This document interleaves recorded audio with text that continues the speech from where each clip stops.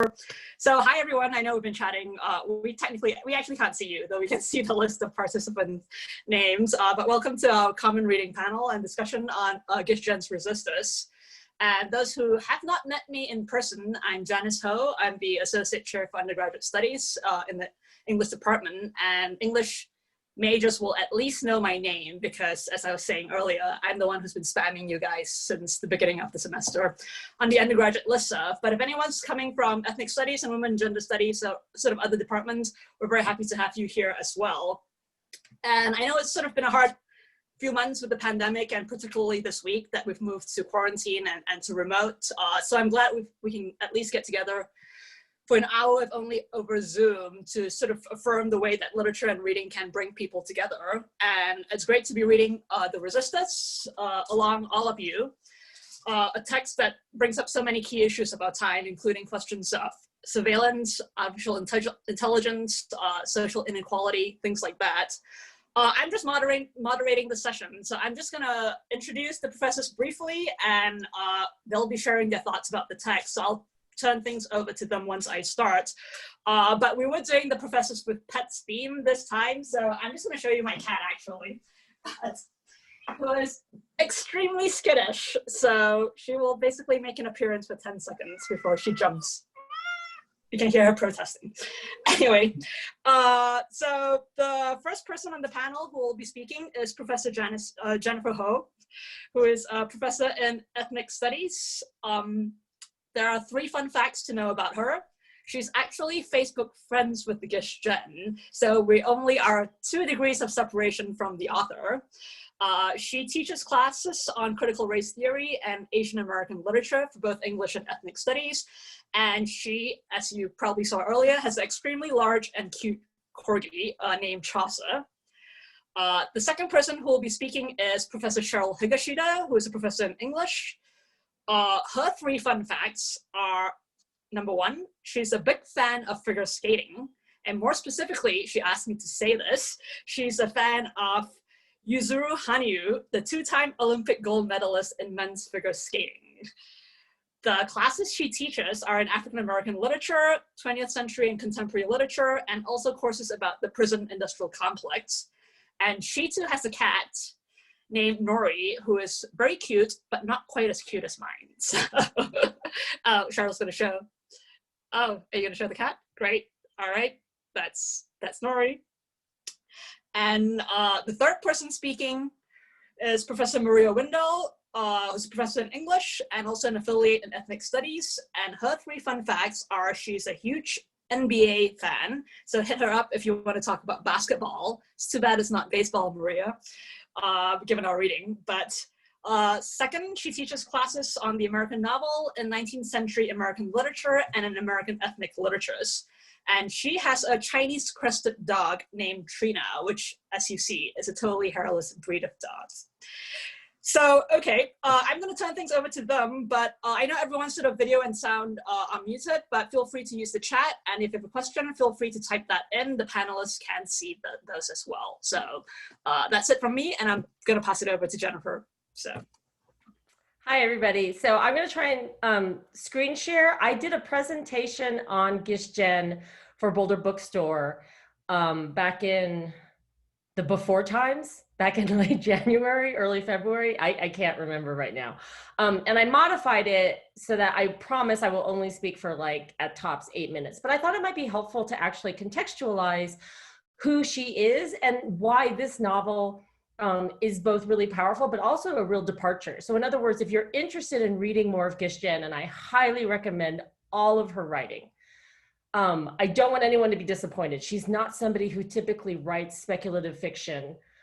This is really kind of a new territory for her, but there's also ways in which this is completely keeping with the themes that she writes about, as well as the voice that she's writing. So when I was reading The Resistors, I kept hearing echoes of her other novels. I kept hearing echoes of Typical American, Mona in the Promised Land, her short stories, World in Town. So let's see if the screen sharing will work. Ah, yes, I think it will. Okay, great. So first thing is, why am I talking to you about Gish Jen? Besides the fact that there is, as Janice referenced, 2 degrees of separation. So I actually became Facebook friends with Gish Jen. So I have to say this, I don't actually know that we can count as real friends, but we are Facebook friends, and she does comment on my pages. So I'll take that, right? But we do actually have friends in common. So when I was asked by University of South Carolina Press to contribute to their series, Understanding Contemporary American Literature, they asked me who I wanted to write about. And I said I wanted to write about Gish Jen. And that was really for 2 reasons. One is she's one of my favorite writers. I think she's one of the most important contemporary American authors around. And number 2, this series had, I think, maybe 1 Asian American writer at the time that I was writing. It since has had more, but I really also felt that it was important to have Asian American contemporary representation in this series. So when I started writing this book, through mutual friends, she found out about it, and then that's how we got connected to Facebook. So here's a selection of some of her other works. I will say, and it's hard to pick a favorite, but I will say that probably World in Town is my favorite novel. It's the novel that she wrote just prior to The Resistors. And I really feel like when you've read all of her writing, you can kind of see this evolution in her writing voice. And it's really just kind of a wonderful thing to see how she takes up themes from her earlier writing, and how little things like a reference to a baseball game in typical American can then become a major plot point in The Resistors. And so I just thought, there may be some people on here who haven't gotten around to reading The Resistors, but who are curious about the novel. So I just thought I would start with giving you an overview really briefly about what the novel is about. So apologies to all the students who've already read, but for everyone else, this is a dystopian novel. I will just also say, being the pedantic English professor, that all utopian novels are also dystopian novels, right? So there's really no difference between a utopian or a dystopian novel. It all kind of amounts to the same thing. Utopias always end up in dystopia eventually. And then the narrator, this is also another really significant departure for Gish Jen. This is the first time that her narrator is a male narrator. She kind of dabbled with male narrators through, in some of her short fiction and in Love Wife, but this is the first time that one of her novels is being strictly narrated by a man, and by a man who's not Asian American, not Chinese American. And so I thought that was actually a really interesting departure. The other thing is that Grant's voice, and again, I say this as somebody who's really studied Gish Jen, Grant's voice is so similar to her other narrative voices in her novels that, again, I was, at the same time being unique. So I don't, again, want to make it seem as if Gish Jen is just being repetitive. She's not. But I also think that with really excellent writers, there's ways in which they can create unique narratives that are a departure from their previous works, but that also draw in from their interests and their research and this kind of voice. And I'm going to get to that in the next slide. So I attended a Harvard bookstore event online, because everything's online nowadays, where she was in conversation with another contemporary writer, Margot Livesey. And you could write in questions during the Q&A, which I did, which all of you can do. And my question to her was it intentional for this novel to be written as speculative fiction? In other words, does she set herself the challenge of writing in a very different genre than her other work? So in all of her other works, in her novels and in her short fiction, she writes in a realist mode, and for the most part writes in the contemporary moment. So this is the first novel that is speculative, that is set in the future, and that has a Black male protagonist. And what she said to me, which is something that a lot of creative writers will say, and if there's any creative writers who are in attendance, it would be wonderful to hear from you. She said that she wrote in this genre because the characters came to her like this. That, in other words, she never intended to tell a dystopian tale, or she never set out to write a work of speculative fiction, but that these characters' voices and their stories emerged in this fashion such that she had to write it through this speculative genre. So I thought that was, really interesting because, as an academic writer, unfortunately, my own writing does not actually emerge in that way where characters sort of appear and I wake up and it's all fully formed. But I've heard this recur with other creative writers. So my emphasis, my specialty is critical race theory. And so I was particularly taken with how she talks about race and the kinds of metaphors that she uses to indicate race and to indicate racial inequality. And so I wanted to highlight this section, and apologies, I read this book on my Kindle and I don't have an actual paper copy of it. So, but this is in part 1, Girl with a Golden Arm. And again, this is Grant's voice. And I'm not going to read this out loud because all of you can read this, but I wanted to highlight in red the racial identities, right, or racial markers that she's using. So to indicate anyone who is not white, right, anyone that we would say is either African American or Latinx or South Asian, right, anyone who's brown, she indicates that by copper tone. And then to indicate anyone who's white, she uses the phrase angel fair. Eleanor is described as spy-eyed. So Asians seem to be described through the shape of their eyes, which is described as spy-eyed. And it would be great to have a discussion in the breakout room about what that means. I've really thought a lot about it. I don't have a concrete answer about why she chose to use the word spy as an adjective to describe Asian eyes. But then these other two phrases, right, odd-bodied and odd-godded, again, are indications of the kind of intersectionality. And so for those of you who may not know what that phrase means, the sense of interlocking oppression, right, of race and sex and gender and able-bodiedness or disable-bodiedness and other religions that are sort of all interlaid. And so that's why this segment ends with this new segregation that people are talking about in this new age. And the last thing I'll end with, and then I'll turn things over to Cheryl, what I've highlighted are phrases that recur throughout her writing. So this is what I mean by, although this story and this novel is wholly original and is a departure from her other works, there's also ways in which writers, I think, have certain, I don't want to say writing tics, but they're almost like, there's like phrasings, right? It's like in music or in painting where you can see, Van Gogh has a certain kind of brushstroke, right? Picasso has a certain kind of brushstroke or a certain kind of interest in different types of form. And similarly, Gish uses a certain kind of phrasing that comes up again and again in her writing. And so these phrases that are highlighted, especially, and in my screen, it's hard to read. Whoops. But the not, because I have all of the people who are cutting off my screen, but that last highlighted portion, like that is found all throughout Typical American and Mona in the Promised Land. So I'm going to end there, and I look forward to chatting more and answering questions. Thanks so much, Jennifer. Okay, so I really like titles, so I gave my 7-minute presentation a title. It's 1984 and 2017, Dystopian Pasts and Presents.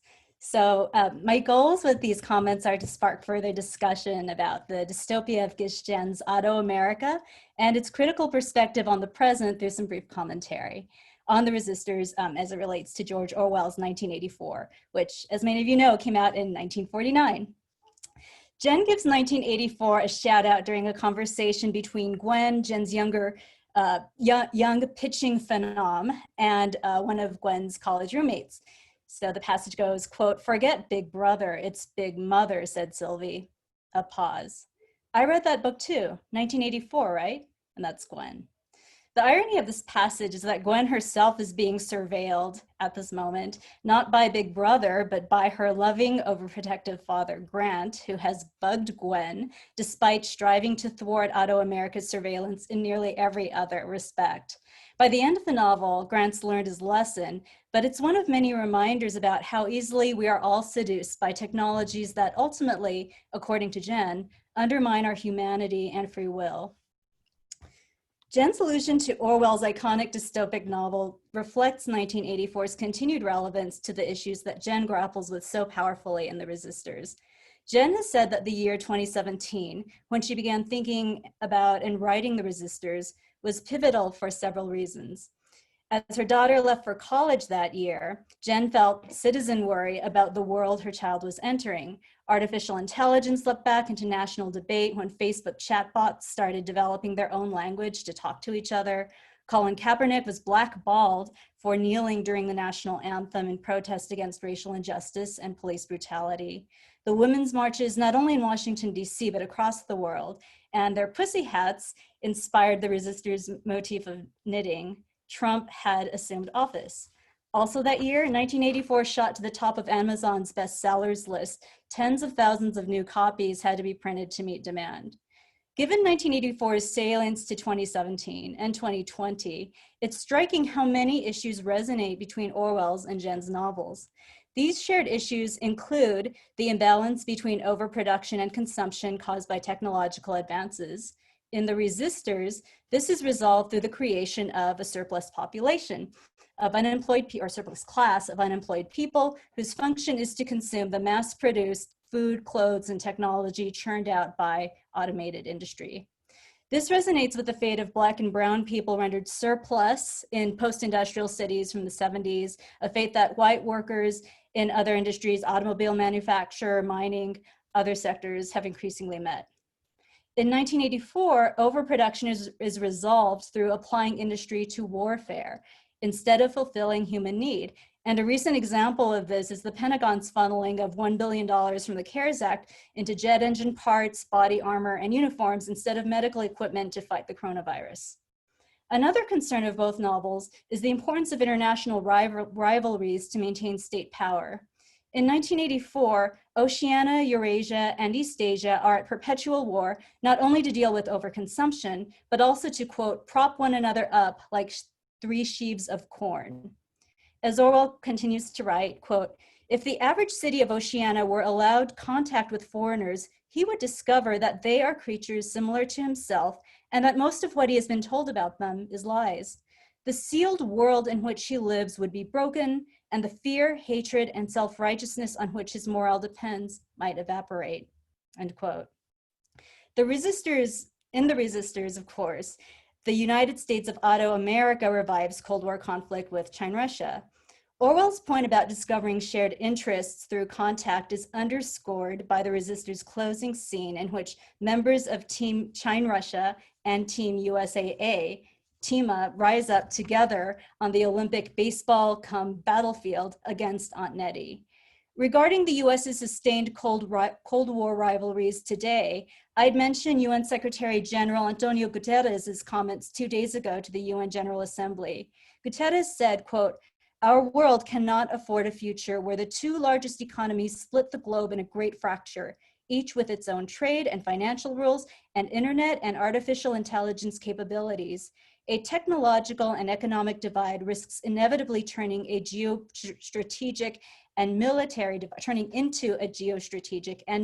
divide, and we must avoid these at all costs, end quote.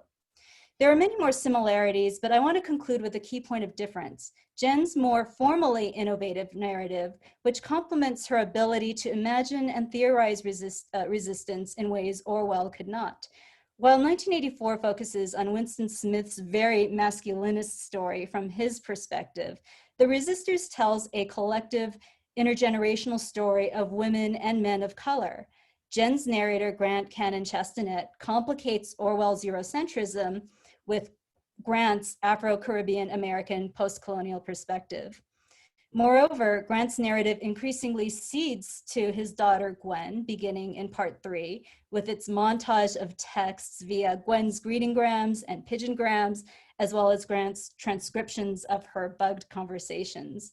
So through form and theme, Jen's novel grapples with surveillance, encouraging her readers to reflect on our complicity by positioning us with Grant as participants in surveillance of Gwen.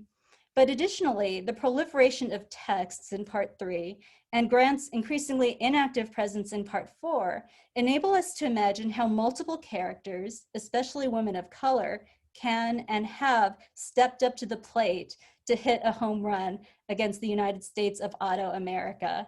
That really isn't too far from the US of A. Thank you.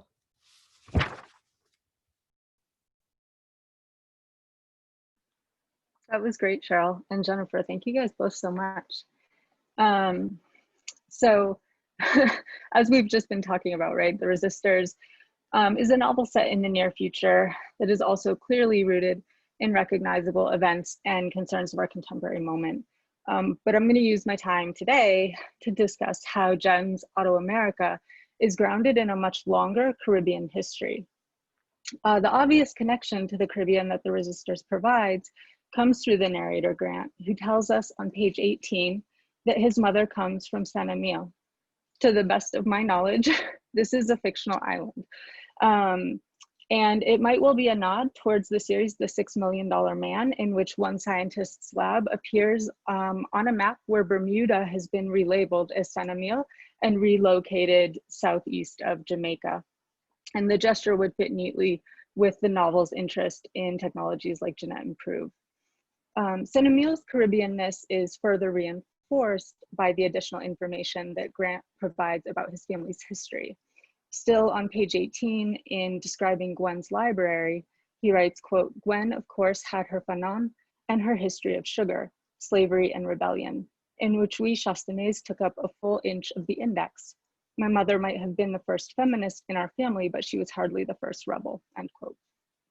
The history of sugar that Grant mentions is, once again, a fictional reference, but many similar histories of sugar, slavery, and resistance exist, such as Robert Paquette's Sugar is Made with Blood and Vera Kaczynski's Sugar's Secrets. This is fitting because Caribbean modes of slave resistance can be seen as models for the actions undertaken by the surplus in the novel. I'm thinking specifically of how things like the garden, the library, and the Underground Baseball League function as maroon community spaces. From the onset of slavery in the Americas, maroon communities formed when formerly enslaved women and men who had emancipated themselves or run away gathered in geographically isolated spaces to form autonomous communities. As Neil Roberts explains in his book, Freedom as Marinage, this practice, quote, has been integral to interpreting the idea of freedom in Haiti, as well as other Caribbean islands and Latin American countries, including the Dominican Republic, Jamaica, Suriname, Venezuela, Brazil, Colombia, and Mexico. And I would add here also the Southern United States, as the Great Dismal Swamp in North Carolina was also a site of Marinage. The reason I find maroon communities to be useful for thinking about the resistors, excuse me.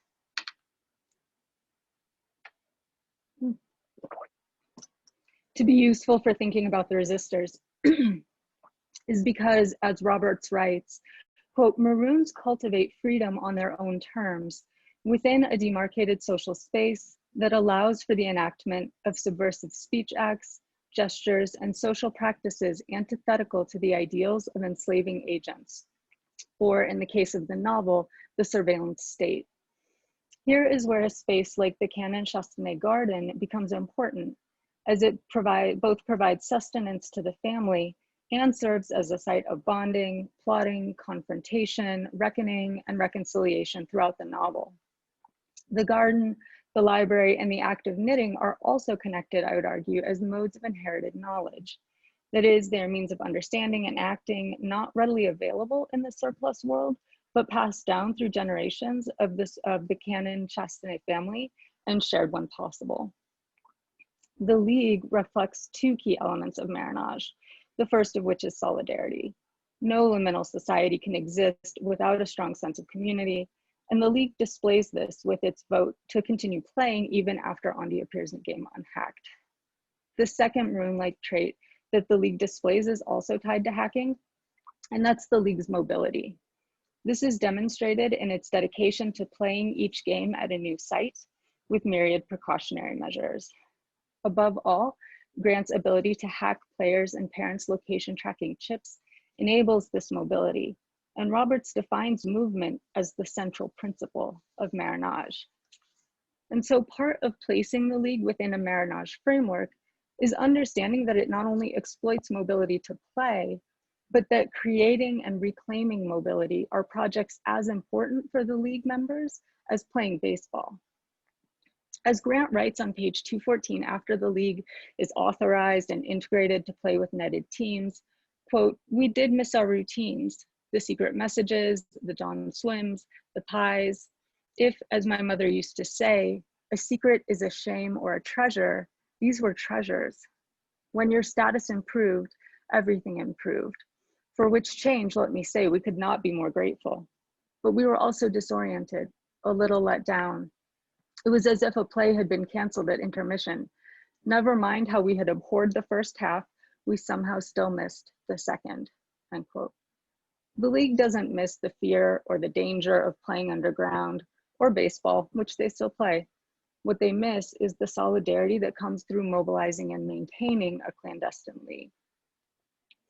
Of course, and I'm going to thank Cheryl partly for this point, part of the irony of reading the Canon Chastenay surplus community through Marinage is how little these techniques have changed from the 17th through the present of the novel, 17th century through the present of the novel.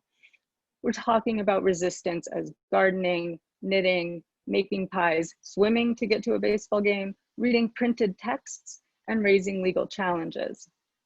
Even their technological abilities are what Gwen refers to as basement skills in the face of the AutoNet, which takes us to what maroon communities did, which was most fundamentally survive.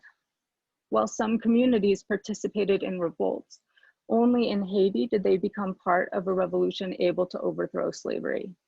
In the novel, it's the netted, not the surplus, who initiate large-scale riots against the social structure of Auto America. They do so inspired by Eleanor and Gwen, or by the images that they have of Eleanor and Gwen. Marinage provides possibility, a possibility that the resistors perhaps suggests can be transformed into a different world order. Roberts, however, cautions against accepting any, quote, rigid division between potentiality and actuality. In Marinage, there is agency within potentiality. Actuality is merely the manifestation of a heightened form of activity in the action of flight. Gwen chides her parents' inability to do other than resist. Yet the long history and widespread nature of anti-Blackness in the Americas, including the failure to charge any of the officers involved for Breonna Taylor's death, suggests that for BIPOC communities, Marinage, the move towards freedom, remains an ongoing project. Thanks. So, and I think Janice is going to explain how we're going to get into our breakout rooms. Hi guys. I realized that I was the only one with the bad manners not to put up a photo of myself on Zoom before. But anyway, so thanks so much to Jennifer, Cheryl, and Maria for those talks. We are actually going to be moving to breakout rooms for the rest of the session, but here's the thing. Because AutoNet is not working so well instead of this world, the webinar that we're in actually is beta testing the breakout rooms, and it apparently doesn't work so well. So we're actually gonna move you guys to a different Zoom. And so Kat has sort of the Zoom link here. So actually we're sort of gonna move, yeah, the breakout room will be actually in a different Zoom session. I'm sorry about the inconvenience, but for those who can continue to join us, just sort of click on the Zoom. For those who are not staying, thank you very much for attending. This will actually is being recorded, so we'll sort of post the video up on Canvas, our sort of undergraduate Canvas page, so you can revisit it for any kind of, if you want to come back and hear any of the points again. But I hope to see pretty much most of you in the breakout rooms professors will be leading them. So we'll join you in the next chat, okay? Wait, I have a question. So Janice, do we have to log out, right? We have to leave this webinar and then, yes, and then join the other, okay. Kat, is that right? I think that's right. Yes, that's right. Okay, yeah, so leave this webinar, keep that link and join in the new sort of Zoom. See you guys there.